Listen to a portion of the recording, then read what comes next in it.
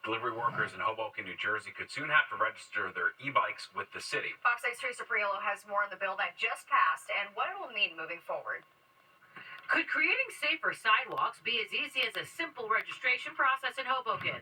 At least one city council member thinks so. Councilman Paul Presenzano sponsored a bill which just passed that requires e-bike drivers to register with City Hall. Delivery drivers there'll be an education process, then they'll have to go to City Hall and register. And at that point, they'll receive a vest with a number, increasing accountability and also making our sidewalks safer as they'll know the rules of the sidewalk in our town. The Test and Vest program was spurred from an increase in sidewalk accidents and issues arising from delivery drivers, many of whom don't live in Hoboken.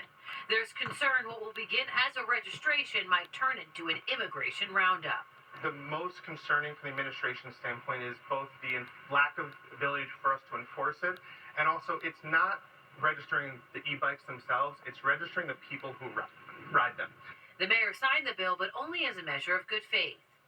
The mayor signing this into effect was the first step for us to have these conversations under the same kind of level playing field, and hopefully we can come to a better place before the implementation date in June. Here's the other problem. Who's going to enforce this? As the police chief said, the city already has rules about bikes on sidewalks. And yet the problem persists. So much so, Councilmember Presenzano said the idea to pursue this came while out on the campaign trail. I knocked on doors and somebody came to the door with two black eyes, for an example, and we asked what had happened, and she said, I've been hit by a delivery driver. And we're like, did you report it? And she kind of said, to who? In Hoboken, Teresa Priolo, Fox 5 News. The museum on Ellis Island is getting a major overhaul. The $100 million project aims to help visitors understand the building's historical significance and the 12 million immigrants who were processed there. There will be new interactive installations, and people who want to look up relatives can use an expanded family history center with now twice as many searchable records. Well, glum about gum. All right, sales have slowed. There's a lot less chewing and popping going on. So are we due for a gum renaissance? We will take a look. And it's a starchy staple that's quickly becoming a political hot potato. Should spuds still be considered vegetables? If you haven't been reaching for that stick of gum lately, apparently you're not alone. All right, experts say it started during the pandemic because of mask wearing, but as Fox 5's Stephanie Bertini shows us, while people have dropped the face coverings, they're not back to chewing gum. I have a Costco pack of Trident gum at home.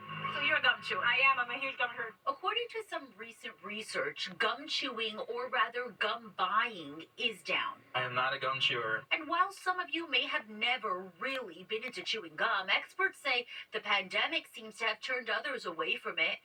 During the pandemic, masks and social distancing made bad breath less of a concern. Plus, people spent less on impulse buys. The number of packages of gum sold dropped by nearly a third in the United States in 2020, according to market research firm Circana. Lynn Dornblaser is the Director of Innovation and Insight at market research firm Mintel. She's weighing in on the research. I think it's one of those things where consumers kept the change in behavior, not chewing gum, even once they took off the masks. So they got used to not chewing gum, having mints, doing other things, that sort of thing. I've switched to mints now. Oh, you find them more effective? Yes. I think gum is good for me. It gets you focused. Whatever the reason consumers still buy gum, companies want to know. Typically marketed as a breath refresher, Mars Inc., the company that owns the Wrigley's brand, brought a new idea to the table, launching a global ad campaign in January promoting its brands like Orbit, Extra, and Freedent as tools for mental well-being.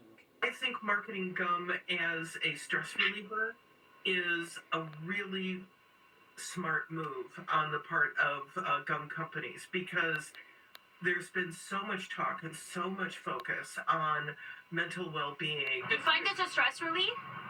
No, it's just something. For you, it's a stress relief? Yes.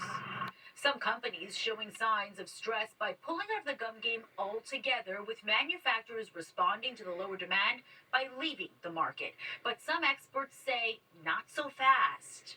I think there's opportunities for added functional benefits. So maybe digestive health, maybe immunity. There's one tricky bit when it comes to those kinds of functional benefits, and that is they have to be proven. Meantime, some consumers say their gum habits never went anywhere. I always have gum on me. Yeah, I'm a gum girl. Stephanie Bertini, Fox 5 News.